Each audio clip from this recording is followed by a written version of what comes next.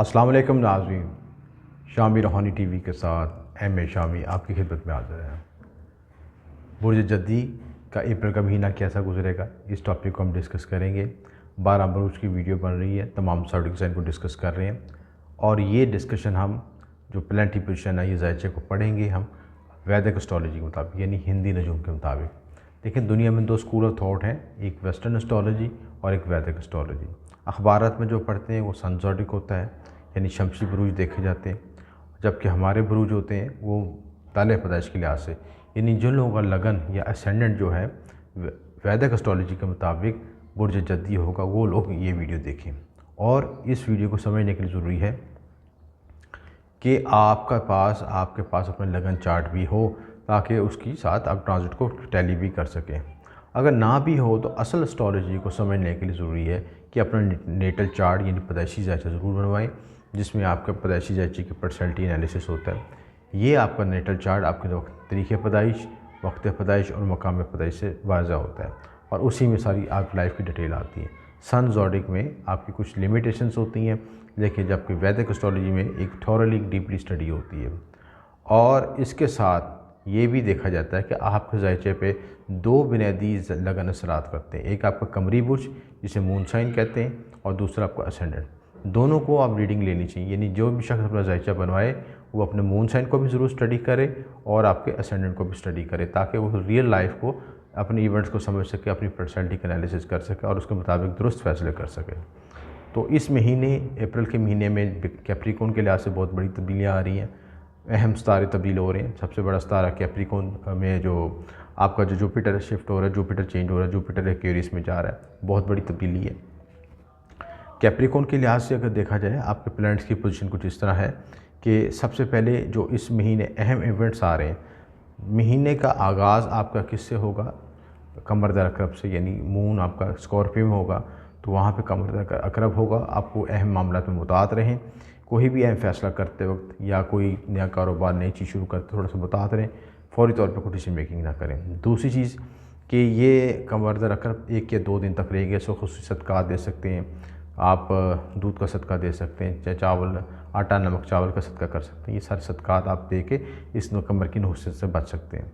शर्फ़ कमर दवा की कबूली का ख़ास वक्त है, वैदिक एस्ट्रोलॉजी के मुताबिक 15 तारीख को आ रहा है, बड़ा मुबारक वक्त होता है, जो आपके जुमला मकासद, जो आपकी चीज़ें रुकी हुई हैं, जो परेशानियाँ, उनको बेहतरीन को ख़त्म करने के लिए, उनको हल करने के लिए बेहतरीन टाइम है शर्फ़ कमर का। इसी तरह जो आपके इम्पोर्टेंट जो हैं इस महीने सबसे बड़ा इम्पोर्टेंट जो इवेंट आ रहा है वेस्टर्न एस्ट्रोलॉजी के मुताबिक, क्योंकि हम वेस्टर्न और वैदिक दोनों पे काम करते हैं, तो शर्फ़ शम्स आ रहा है वेस्टर्न एस्ट्रोलॉजी के मुताबिक 8 अप्रैल को। 7-8 अप्रैल को दवा की कबूलियत का ख़ास वक्त है, उस खुसूसी अमलियात वज़ाइफ किए जाते हैं और खुसूसी तौर पर लोहे शम्स बनाई जाती है इज़्ज़त, दौलत, शोहरत, तरक्की, कामयाबी के लिए। उस वक्त से खुसूसी फ़ायदा उठा सकते हैं। प्लानिटरी पोजीशन के लिहाज से जो सन है, जो शम्स है, बुर्ज हमल में 13 अप्रैल को शिफ्ट होगा।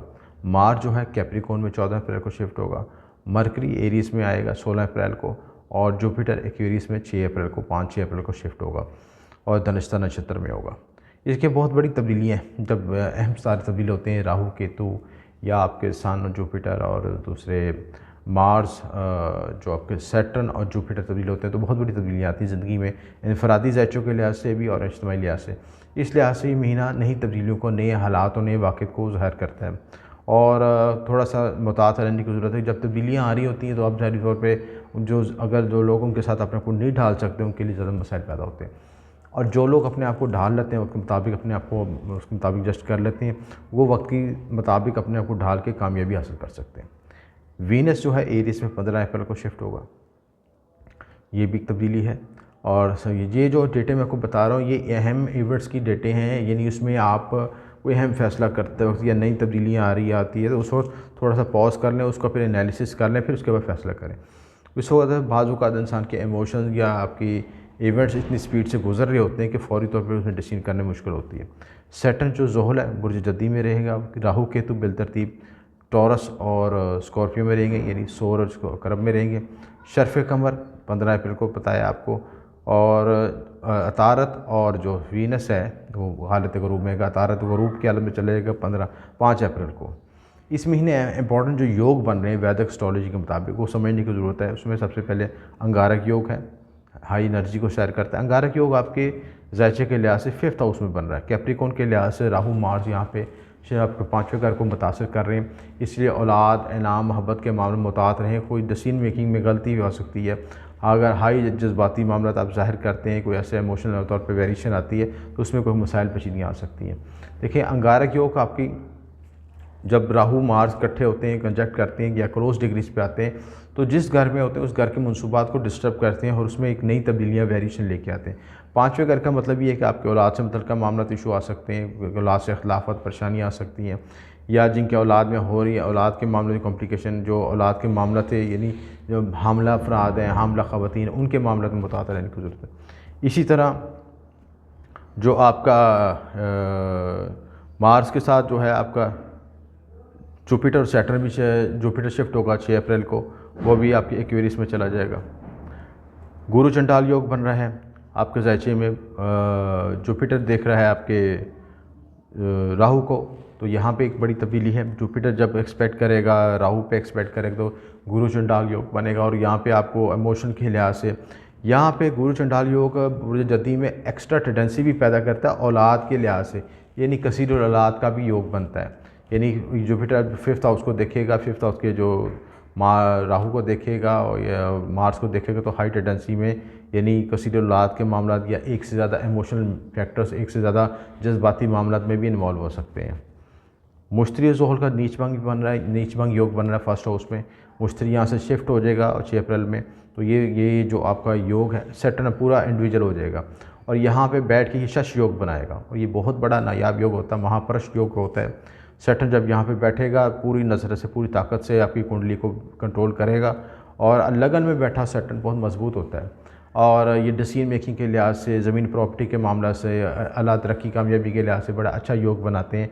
और जहाँ जहाँ पे ये 3री 7वीं 10वीं नज़र जहाँ पे एक्सपेक्ट करेगा उन घरों को भी मुस्बत एक्टिव करेगा, क्योंकि अपने ज़ैचे में 4-5 आपके महापुरुष योग होते हैं जो अब एक्टिवेट हो जाएं किसी भी कुंडली में, तो बाकी कुंडली वीक भी हो तो वो एक महापुरुष योग भी आपके उठा के वहाँ पे ऊंचाई पे लेके जा सकता है जहाँ पे कोई नहीं जा सकता। तो ये जो सैटर्न की पोजीशन यहाँ पे बड़ी पॉजिटिव है। यहाँ पे जाकर सैटर्न जो है आपका महापुरुष योग बनाएगा और जुपिटर भी दूसरे घर में आ जाएगा, तो मालो दौलत से बहुत बेनिफिट होगा। मालो दौलत, तरक्की, कामयाबी मिलेगी, माशी लिहाज से बेनिफिट होंगे, फैमिली में ग्रोथ होगी, फैमिली इशू रिजॉल्व हो सके, फैमिली के मामला में बेहतरी आएगी। तो ये बड़ा प्लस साइन है, क्योंकि जुपिटर एक्वेरियस में भी अच्छा होता है, अच्छा समझा जाता है। 2nd हाउस में आएगा तो अच्छी हालत होगी। तो यहाँ पे जुपिटर की 2nd हाउस में मालो दौलत, खाना माल में बैठना बड़ी अच्छी इलामत है और सैटर्न का महापुरुष योग बनाना ये बहुत बड़ी पॉजिटिव साइन है। इसी तरह कुछ नेगेटिव योग में जो बन रहे हैं उसमें 24 तारीख को केमदर्शबून दोष बनेगा, क्योंकि मून अलहदा और कुछ डिप्रेशन, एंग्जाइटी की तरफ जा सकते हैं। लेकिन अगर आपने आपको कामों में मसरूफ़ रखेंगे, पॉजिटिव थॉट्स रखेंगे तो आपकी 2-3 दिनों से गुजर जाएंगे। जिस वक्त डिप्रेशन, एंग्जाइटी या आपको अकेलापन या तन्हाई महसूस हो तो आप मेडिटेशन या रूहानी की तरफ राग़िब हो तो आप उस एंग्जाइटी से भी गुजर सकते हैं, उस मामले से भी गुजर सकते हैं। तो ये सारी चीज़ें प्लस पॉइंट है। पाप कतरी योग बनेगा। पाप कतरी योग उस वक्त बनता है जब मून के साथ अगला और पिछले घर में नेगेटिव आपकी है, उसके साथ या अगले पिछले घर में आपके साथ नेगेटिव मेलेफिक प्लैनेट बैठे हो तो पाप कतरी योग बनता है। ऐसी सूरत में आपको कोशिश करनी चाहिए कि एंग्जाइटी, डिप्रेशन के साथ ऐसे लोगों की महफिल से भी बचें जो आपको डिट्रैक्ट कर सकते हैं, डिस्टर्ब कर सकते हैं, या नेगेटिव लोगों से बचने की ज़रूरत है। कोशिश करेंगे आपको गोल्डन टाइम आ रहा है, इस गोल्डन टाइम को अच्छे तरीके से मोटिवेट करके यूज़ करें ताकि ग्रोथ कर सकें, तरक्की हासिल कर सकें। वीनस और जो मरकरी ग्रुप है, और जब ये ज़ैचे में अपनी पोजीशन की स्ट्रॉन्ग हो जाएगी तो महापुरुष योग मज़ीद स्ट्रॉन्ग हो जाएगा, आपके मामलत में बेहतरी आ जाएगी। क्योंकि वीनस और मरकरी दोनों आपके जो हैं आपके फ्रेंड्स हैं, आपके जो ज़ैचे के लिहाज से, ज़ोहल के लिहाज से दोस्त पुरुष हैं, दोस्त तारे हैं, तो लिहाजा जब ये भी स्ट्रॉन्ग हो जाएंगे तो फिर आपको मज़ीद ग्रोथ हो जाएगी।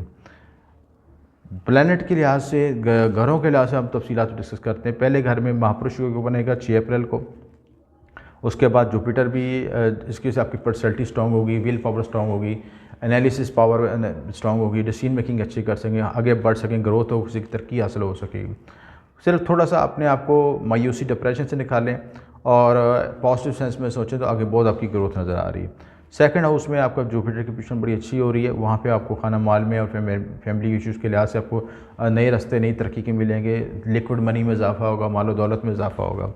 3rd हाउस में मरकरी, सन और वीनस बैठे हैं। मरकरी सन यहाँ जो मरकरी ग्रुप की हालत में है और सन भी ग्रुप की हालत में, ये थोड़ा सा जब ये ताकत में हालत है तो आपका तीसरा घर भी एक्टिवेट हो जाएगा और आप यहाँ पे बुध दैत्य योग बनने की वजह से मेंटली और लेवल पे अजाइल हो जाएंगे, हार्ड वर्किंग करेंगे। तीसरा अगर मेहनत का होता है, हार्ड वर्किंग का होता है, करीबी रिश्तेदारों बहन भाई को, इन तमाम मामलों में पॉजिटिव हो जाएगा। इन मामलों में आगे ग्रोथ हो सकेगी, तरक्की हासिल हो सकेगी, आगे बढ़ सकेंगे। इसी तरह फोर्थ हाउस की पोजीशन जो है, फोर्थ का जो लॉर्ड है मार्स, मार्स जो है आपके जायचे के मुताबिक इस वक्त जो है 5th में बैठा है।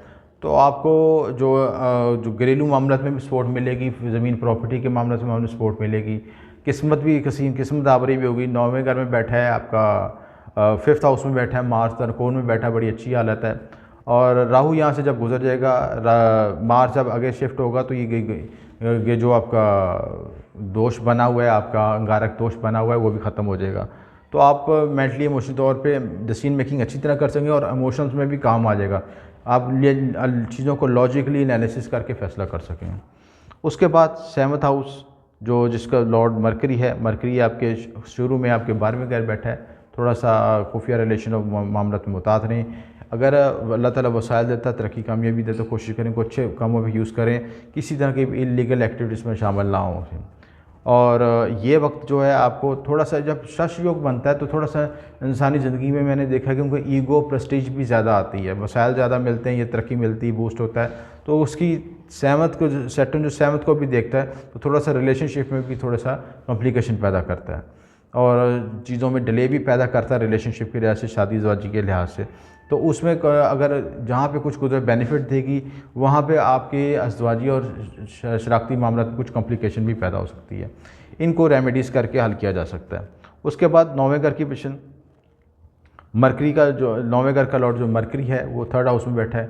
आपके जो करीबी रिश्तेदार बहन भाई आपको किस्मत के मामले में सपोर्ट करेंगे, आपको बैरून मुल्क जाने के लिहाज से सपोर्ट कर सकते हैं, मीडिया कम्युनिकेशन के मामले में तरक्की हासिल हो सकती है, आपको रूहानी मामलों में तरक्की हासिल हो सकती है, आप ग्रोथ हो सकती है, आगे बढ़ सकते हैं। उसके बाद जो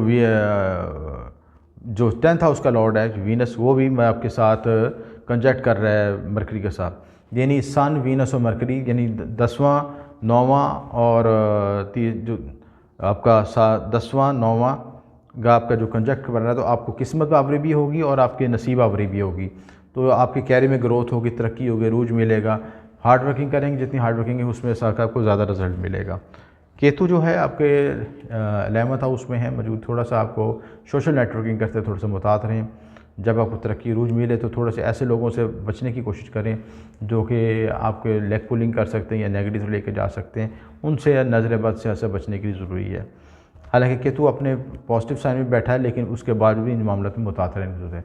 मजमूई तौर पर ये महीना बहुत अच्छा है आपके लिए, कैप्रिकॉर्न के लिहाज से तरक्की अरूज आपको मिलता नज़र आ रहा है। इसमें ग्रोथ होती है, आपके माली मामलों में बेहतरी आएगी, आपको तरक्की अरूज मिलेगा अरूज। और इस वक्त से आप मुस्बत तरीके से आप बेनिफिट मैक्सिमम हासिल करने के लिए आप कोशिश करें कि सैटर्न का विरद खास पढ़ा करें।